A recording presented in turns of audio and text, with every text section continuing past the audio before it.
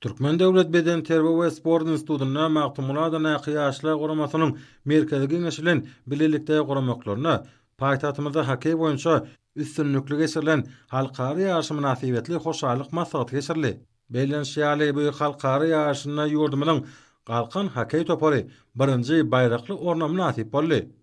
Bu iri ýaşyň geçirmegi Aşgabatyň ikrar edilen halkara sport merkezine öwürlýäniň dünýä beleleşigi tarapyndan hormat prezidentimiň we türkmen halkynyň milli lideri, Türkmenistanyň halk maslahatynyň başlygy Gahrman Alkadamyň başçylygyna beden terbiýany we sporty ösürmek boýunça ýygydyl amala asyrlayan özgertmeleriň giňden gollanýanynyň ýene-de bir tutnamasy boldy.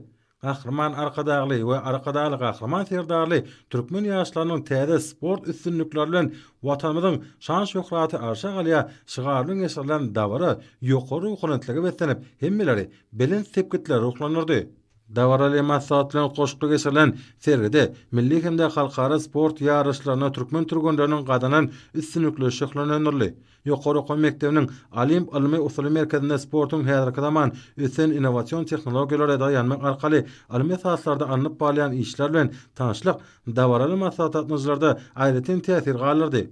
Hoşallyk maslahaty atnaşanlar şeýle uly sport mümkinçilikleriniň döredilýäni üçin hormat prezidentimize hem de Gahrman Alkadamyza hoşallyk sözlerini beýan etdiler.